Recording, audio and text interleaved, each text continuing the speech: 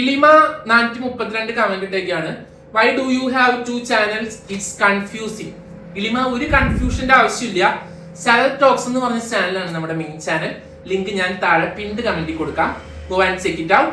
ആ ചാനലായിരുന്നു നമ്മുടെ main channel. അതിന് കോപ്പിറൈറ്റ് സ്ട്രൈക്ക് കിട്ടിയപ്പോൾ നമ്മൾ തുടങ്ങിയ ചാനലാണ് ഇത്. ഇപ്പൊ കോപ്പിറൈറ്റ് സ്ട്രൈക്ക് ഞാൻ കൗണ്ടർ നോട്ടിഫിക്കേഷൻ ഒക്കെ കൊടുത്ത് 20 ദിവസത്തിന് ശേഷം നമുക്ക് ആ ചാനൽ തിരിച്ചു കിട്ടി. സോ എപ്പിസോഡ് റിവ്യൂസ് അവിടെ വരും.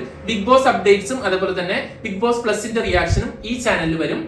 അപ്പോ കൺഫ്യൂഷൻ ഒക്കെ മാറിയെന്ന് വിചാരിക്കുന്നു. സംസാരിച്ചധികം സമയം കളയുന്നില്ല. നമുക്ക് ഇന്നലത്തെ എപ്പിസോഡ് റിയാക്ഷൻ കണ്ടവർ ഇവിടെ ക്ലിക്ക് ചെയ്യുക കമന്റിൽ, അല്ലെങ്കിൽ ഇവിടെ ക്ലിക്ക് ചെയ്യുക. അതല്ല പ്ലസ് റിയാക്ഷൻ കണ്ടവർ കൂടെ പോരോ, നമുക്ക് വേഗം റിയാക്ഷനിലേക്ക് പോവാം. ജിന്നപ്പൻ എക്സ്ട്രാ എടുക്കാനുള്ള ചായ ഉൾപ്പെടെ വെച്ചിട്ടാണ് കാച്ചുന്നത്. വലിയ കോണ്ടന്റ് ഒന്നും കാണിക്കാനില്ലാത്തതുകൊണ്ട് ജിൻഡോ ചായ പകർത്തണതൊക്കെയാണ് ഇന്നത്തെ കോണ്ടന്റ്. ഇവരൊക്കെ ഉള്ളപ്പോ ഇവരുടെ നെഞ്ചത്തോട്ടാണ്. കിച്ചൺ ടീം ബ്രേക്ക്ഫാസ്റ്റ് കഴിക്കാൻ. അപ്പൊ ശരണ്യ നമ്മുടെ ശ്രീരേഖനോട് ചോദിക്കാം, ചേച്ചി ഇവിടുന്ന് പോയി കഴിഞ്ഞാൽ നമ്മൾ ആരുടെ മേത്ത് കയറും? ഗ്യാസ് പിന്നെയും ഓൺ ആക്കി ഇട്ടിട്ടുണ്ട്. അൻസിബയാണ് ഓൺ ആക്കി ഇട്ടത്. അൻസിബ അത് ആക്സെപ്റ്റ് ചെയ്യുകയും ചെയ്തു. മോർണിംഗ് ആക്ടിവിറ്റി ഈ ബിഗ് ബോസ് വീട്ടിൽ, അത് കഴിഞ്ഞ് മോർണിംഗ് ആക്ടിവിറ്റി ആയിരുന്നു. ബിഗ് ബോസ് വീട്ടിലെ ഇതുവരെയുള്ള ജീവിത അനുഭവം പറയുക. ഇവിടെ എന്ത് പറയാനാണ്, കുറച്ച് അടി ഉണ്ടാക്കിയതാ. മികച്ചതായി തിരഞ്ഞെടുക്കുന്ന 5 പേരുടെ ബിഗ് ബോസ് ജീവിത ബിഗ് ബോസ് അനൗൺസ് ചെയ്തു. ഈ പറയുന്നതിൽ നിന്ന് ബെസ്റ്റ് ആയിട്ടുള്ള 5 അനുഭവങ്ങളാണ് നമ്മൾ ടെലികാസ്റ്റ് ചെയ്യുള്ളൂ. സോ ബെസ്റ്റ് ആവാൻ ശ്രമിക്കുക. എബിലിറ്റി വന്നോണ്ടിരിക്കുന്നതേ ഉള്ളൂ പലർക്കും. ശ്രീരേഖ പറഞ്ഞതാണ് നല്ലതെങ്കിൽ ബാക്കിയുള്ളതിന്റെ അവസ്ഥ ഒന്ന് ആലോചിച്ച് നോക്കി. ഇതിലും പോറാ. എനിക്ക് പറയാനുള്ള ഒരു ധൈര്യം കിട്ടിയിട്ടുണ്ടെങ്കിൽ. അഭിഷേക് പറയുന്നത് കേൾക്കാം. No sentiments, no attachments, no drama. ഓ, അടി ഉണ്ടാക്കാൻ വന്നതാണ്. No sentiments, no drama. പക്ഷെ അത് മൊത്തം പൊളിഞ്ഞു. എന്നിട്ട് എന്ത് പറ്റി? ചോർന്നോയാ? ഞാൻ ഭയങ്കര ഹാപ്പി ആയിരുന്നു അന്ന്. നിങ്ങൾ 9 നോമിനേഷൻ ഞാൻ കണ്ണീര് തുടച്ചിട്ട് പറയാ. ഭയങ്കര സന്തോഷമുണ്ട്. ശരിക്കും ലാലേട്ടൻ ശിക്ഷ തന്നെങ്കിലും എനിക്കത് ഭയങ്കര സന്തോഷമുണ്ട്. ലാലേട്ടൻ ചീത്ത പറഞ്ഞപ്പോ പുള്ളിക്ക് സന്തോഷമായിരുന്നു. വിശ്വസിച്ച് ഇവിടെ വന്നപ്പോ ഞാൻ നമ്മുടെ ഋഷിയെ ടാർഗറ്റ് ചെയ്യുന്ന പുള്ളി അന്ന് ചീത്ത പറഞ്ഞോണ്ടാണ് നീ ഇപ്പൊ ഇങ്ങനെ ഒതുങ്ങിയതെന്ന് ഞങ്ങൾക്കറിയാം. 6 അടിക്കാൻ വന്ന് മുട്ടിക്കളിക്കേണ്ട അവസ്ഥയിലാണ് ഇപ്പൊ കാര്യങ്ങൾ മുന്നോട്ട് പോകുന്നത്. ഓ, അപ്പൊ അറിയാം 6 അടിച്ചില്ല. ജാസ്മിന് ഒരു വര വരച്ച് ലാലേട്ടൻ വന്ന് എനിക്ക് വേറെ വര 2 തന്നിട്ട് പോയി. ആ വര കൊടുത്തതിന് പുറത്ത് ജാസ്മിനല്ല വര കിട്ടിയ നിനക്കാ. പാടെന്ന് പറഞ്ഞാൽ പുറത്തുനിന്ന് കണ്ടതല്ല ബിഗ് ബോസ് എന്നുള്ളതാണ് ഞാൻ പഠിച്ച ഏറ്റവും വലിയ പാഠം. ഓ നൈസ്. ഞാൻ കണ്ട ലോകമല്ല. ഇപ്പോഴെങ്കിലും മനസ്സിലായില്ല എന്റെ സായി, ആ കാറിന് പുറത്തും ഒരു ലോകം ഉണ്ടെന്ന് എന്നുള്ളൊരു തിരിച്ചറിവ് അങ്ങനെ കിട്ടി. ഓ, സായിക്ക് ഫുള്ള് തിരിച്ചറിവാട്ടാ. ഒരു മനുഷ്യനായിട്ട് ഞാൻ ഒരടുപ്പവും വെക്കത്തില്ല. ജാസ്മിന് അങ്ങനെ പറയല്ലേ. ഞാൻ എങ്ങനെയാണോ ഞാൻ അങ്ങനെ കളിച്ച് ഞാൻ ഇറങ്ങും. ശരി, എടുത്തു പറയേണ്ട ആവശ്യമില്ല. അല്ലെങ്കിലും ഞാൻ ഗബ്രി, രതീഷ, അതേപോലെ തന്നെ നോറ, നമ്മൾ 4 പേരും കൂടെ ഒരു ബെൽറ്റായി. ആ 4 ബെൽറ്റിൽ നിന്ന് 2 പേര് കൊഴിഞ്ഞു പോയി. രതീഷ് പോകുന്നതിന് മുമ്പ് തന്നെ നീയും ഗബ്രി മൊട്ടിയിട്ട് അയാള് നിങ്ങളായിട്ട് അടി ഉണ്ടാക്കിയതൊക്കെ നിങ്ങൾ മറന്നു പോയാ. പിന്നെ ലാസ്റ്റ് ഞാനും ഗബ്രിയായി. എന്നിട്ട് ഒരു ഉളുപ്പില്ലാണ്ടിരുന്ന് തള്ളണ നോക്ക്. സീരിയസ്ലി പറഞ്ഞാൽ എനിക്ക് ലോകത്ത് തന്നെ ഏറ്റവും ഇഷ്ടപ്പെട്ട ഒരാളാണ് അവൻ. ഞാൻ പുറത്തെന്താണോ ആ രീതിയിൽ തന്നെയാണ് ഞാൻ ഇവിടെയും നിന്നിട്ടുള്ളത്. അത് സത്യമാണ്. നീ ഫേക്ക് അല്ലാണ്ടാണ് ഇവിടെ നിൽക്കണത്, അതെനിക്കറിയാം. ഗബ്രി അല്ല എന്നെ ഇവിടെ പിടിച്ചു നിർത്താൻ ഇപ്പൊ ഒരു കാരണം. അതിലും മേളിൽ റസ്മിനായിരുന്നു. ജസ്മിനാണ് പിടിച്ചു നിർത്തിയെന്നാ? ശരിക്കും ഗബ്രി എന്നുള്ള ഇത്ര ആള് പറഞ്ഞിരുന്നത്. അല്ലെങ്കിൽ ഞാൻ ഫേക്ക് ആയിട്ട് നിൽക്കുന്നില്ല, ഞാൻ കളിച്ച് തന്നെയാണ് തോക്കുന്നത്.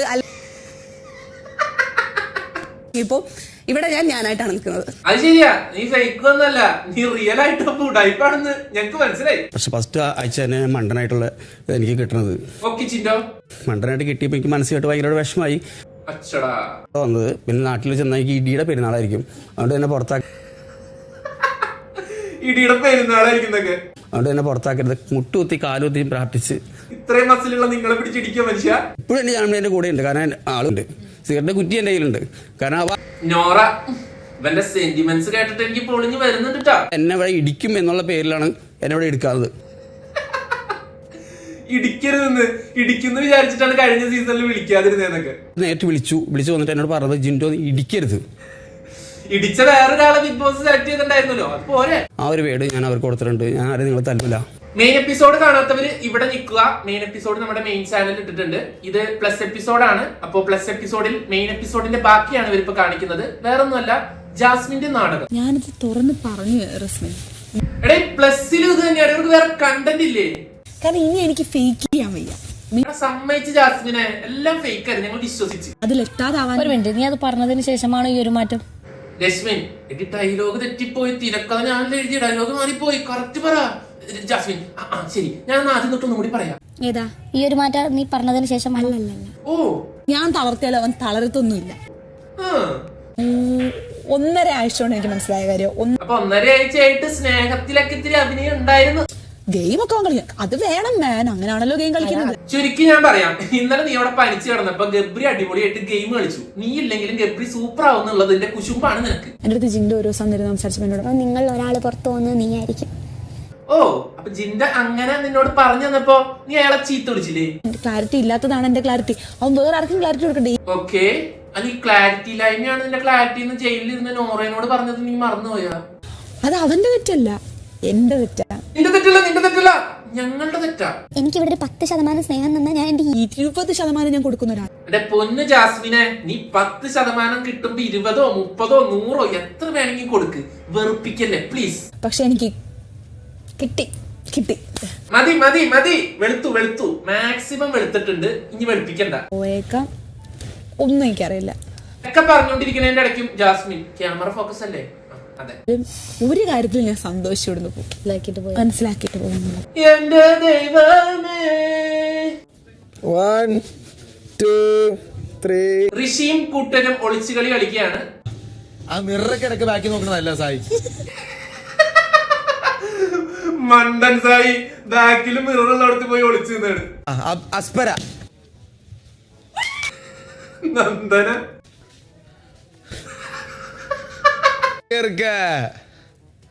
അണ്ണാ കിട്ട എനിക്ക് അനുഭവം ഉണ്ടെന്നേ. അമ്മേ ഋഷി ഇങ്ങനെ നടന്നു.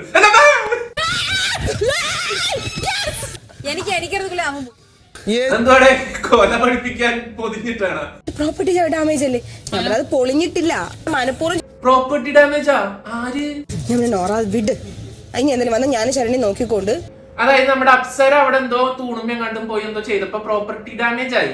നോറ അതും പറഞ്ഞ് അപ്സരയുടെ ചെവിയിലായിരുന്നു. അപ്പൊ നോറേനോട് അപ്സര പറഞ്ഞ് പ്ലീസ് എന്നൊന്ന് വെറുതെ വിട്, നീ ഒന്ന് ചെല്ല് ഓവറാക്കല്ലേ, വിട് പറഞ്ഞു എന്ന് പറഞ്ഞപ്പോ നോറ നേരെ റൂമിൽ പോയിട്ട് ക്യാമറ ഫോക്കസ് ആകുന്നിടത്ത് കിടന്നിട്ട് ക്യാമറയോട് സംസാരിക്കുക. സ്വാഭാവികം. പ്രോപ്പർട്ടി പൊട്ടിച്ച് ഞാനല്ല അവരാ, അഥവാ ഞാൻ എന്തെങ്കിലും ആ നോറത്ത എവിടെയായിരുന്നു? ഇത്ര ദിവസം കാണാഞ്ഞിട്ടുണ്ടല്ലോ, ഞങ്ങക്ക് നല്ല ഉറക്കം കിട്ടിയിരുന്നു. ചെയ്തിട്ടുണ്ടെങ്കിൽ ഞാനത് ഇതാക്കിക്കോളാം. എനിക്ക് വയ്യ. എന്ത് എനിക്ക് ഓരോ മുഖത്ത് നോക്കിട്ട് സംസാരിക്കണം. ഓ, എന്നിട്ടാണ് ക്യാമറ നോക്കി സംസാരിക്കണേ? ഓൾറെഡി എസ്റ്റാബ്ലിഷ്ഡ് ആയിട്ടുള്ള ഒരു ആക്ട്രസ് ആണെന്നുള്ള അഹങ്കാരമാണ് അവർക്ക്. അപ്സര എസ്റ്റാബ്ലിഷ്ഡ് ആക്ട്രസാ? ഏത് സിനിമയിൽ അഭിനയിച്ചാൽ ഞാൻ കണ്ടോളല്ലോ. എനിക്കും എന്റേതായ നെഗറ്റീവ്സ് ഉണ്ട്, എനിക്കും എന്റേതായ പോസിറ്റീവ്. നിനക്കും നെഗറ്റീവാ കൂടുതല്? എന്നോട് ഒരാൾ പോസിറ്റീവ് എന്നാൽ നെഗറ്റീവ് എന്നാൽ എന്റെ റിയാക്ഷൻ സെയിം ആണ്. എന്റെ ദൈവമേ, സെയിം ആണെന്നൊക്കെ തോന്നിയിട്ടില്ല, ബിക്കോസ് എനിക്ക് അറിയൂല. നീ അവിടെ കിടന്നുറങ്ങാണ്ട് എണീച്ച് പോ. ഇനി പട്ടി കുറച്ച് ആ ലക്ഷറി പോയിന്റ് കട്ട് ചെയ്യണ്ട. ഈവൻ ഞാനത് പറഞ്ഞാലും നിനക്കത് നെഗറ്റീവ് ആവും. അപ്സര അല്ലെങ്കിൽ അവൾക്ക് പുറത്ത് നല്ല പോസിറ്റീവാ. ആലോചിക്കാൻ നിന്നെ എങ്ങനെ അത് പറഞ്ഞ് മനസ്സിലാക്കി തരുന്നു? എന്റെ പൊന്ന അപ്സര, ഇത്തിരെങ്കിലും സ്നേഹം ഉണ്ടെങ്കിൽ അത് പറഞ്ഞ് ശരിയാക്കി കൊടുക്ക്. ഇവിടത്തെ എനിക്ക് ജെന്യൂനായിട്ട് തോന്നുന്നുണ്ട്. അപ്സര പറഞ്ഞു കൊടുക്കണ്ട്, എടി ആ ജാസ്മിന്റെയും ഗബ്രിയുടെയും അഭിനയമാണെന്ന് എനിക്കറിയാം, നിനക്കും അറിയാം, നാട്ടുകാർക്ക് മൊത്തം അറിയാം, പിന്നെ നീ എന്തിനാ അതിനെ സപ്പോർട്ട് ചെയ്യണേ? പക്ഷെ നീ അവിടെ പോയി കാണിക്കുമ്പോ എന്തിനാണ്? രശ്മിൻ, അത് പുറത്തുനിന്ന് ഇവരിങ്ങനെ ലവ് സ്ട്രാറ്റജി കളിച്ച് ഞാൻ ബെസ്റ്റിയിലായി നിന്നിട്ട് നമുക്കൊരു ദിൽറോബ് ബ്ലെസ്ലി സെറ്റപ്പ് ഉണ്ടാക്കാന്ന് ഞാനാ പ്ലാൻ ചെയ്തേ. അപ്പൊ അവരിങ്ങനെ 3G ആവുമ്പോ ഞാൻ അവരെ ഹെൽപ്പ് ചെയ്യണ്ടേ? അല്ലെങ്കിൽ ഇവരതൊക്കെ വിളിച്ച് പറഞ്ഞാലോ? നിനക്ക് ഇവിടെ നിന്റേതായിട്ടുള്ള ഒരു സ്പേസ് ഉണ്ടാക്കി. അപ്സര, നീ ഇവിടെ മര്യാദയ്ക്ക് കളിക്ക്, അഭിനയം നിർത്തി. ഇത് പോയാൽ എനിക്ക് കിട്ടൂലടാ ഇതേപോലത്തെ ഒരു പ്ലാറ്റ്ഫോം. എന്റെ പൊന്ന് ഗബ്രി, നീ ഒറ്റയ്ക്ക് കളിക്ക്. ആ ജാസ്മിന്റെ വള്ളി പിടിക്കാൻ ഇനി പോവല്ലേ? ഞാൻ സത്യം പറയാം, നിങ്ങൾ കാണുന്നുണ്ടല്ലോ, എനിക്കറിയാം എന്റെ ഗെയിമിന് ഇതൊന്നും ബാധിക്കണില്ല. അപ്സര പറഞ്ഞു കൊടുക്കണ്ട്, ഗബ്രി കളിക്കുന്ന പറയണേ. എന്തായാലും വരും ദിവസങ്ങളിൽ കാണാം. അവിടെ ഇരുന്ന് ഇവർക്ക് എല്ലാവർക്കും ഷോ കാണിച്ചു കൊടുക്കാൻ എനിക്ക് താല്പര്യമില്ലാത്തതുകൊണ്ടാണ് ഞാൻ ബാത്റൂമിൽ പോയത്. ഓ, എന്നിട്ട് ഇപ്പൊ എങ്ങനെയായി? പക്ഷെ ഇപ്പൊ ഏറ്റവും കൂടുതൽ ഷോ ആയത് എന്താ? അല്ല, അത് കുഴപ്പമില്ല. നാളെ എനിക്കെതിരെ ഇതെടുത്ത് ഉപയോഗിക്കും, അത് കാണിച്ചു കൊടുക്കാൻ എനിക്ക് വയ്യ. അപ്സര, ആ, എന്നിട്ട് ഇപ്പൊ എങ്ങനെ ഇരിക്കുന്നു? ആക്ടാണ്, ഒരു സോഷ്യലി റെലവന്റ് മെസ്സേജ് ആണ്. അത് കഴിഞ്ഞപ്പോ ശ്രീരേഖ ചേച്ചിയുടെ പുതിയ ഒരു സംഭവമാണ്. കഴിഞ്ഞ ആഴ്ച ഓർഗൻ ഡൊണേഷന്റെ ഒരു സ്കിറ്റ് ചെയ്തത് ലാലേട്ടനെ അപ്രീഷിയേറ്റ് ചെയ്തിരുന്നു. അതുകൊണ്ട് ശ്രീരേഖ ചേച്ചി ഇത്തവണ ശ്രീധരത്തിന്റെ ഒരു സ്ക്രിപ്റ്റ് ചെയ്യാൻ വരാണ്. നമുക്ക് കണ്ടുനോക്കാം. നീ നിന്റെ തന്തയും കൂടി കുറെ നാളായി പറ്റിക്കാൻ തുടങ്ങിയിട്ട്. ശരണ്യ കരയണ കണ്ട ജാസ്മിൻ ആൻഡ് രശ്മി.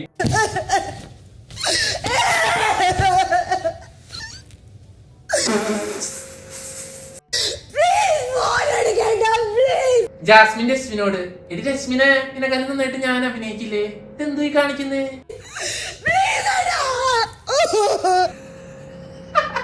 വെറുതെ അല്ല, ശരണ്യ സീരിയലിൽ തന്നെ ഒതുങ്ങി പോയ നല്ല ഓവർ ആക്ടിങ്.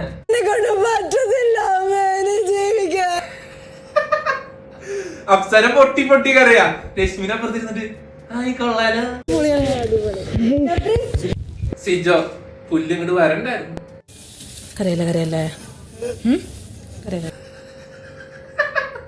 ഇവനെന്തിനാണ് കറിയണേ?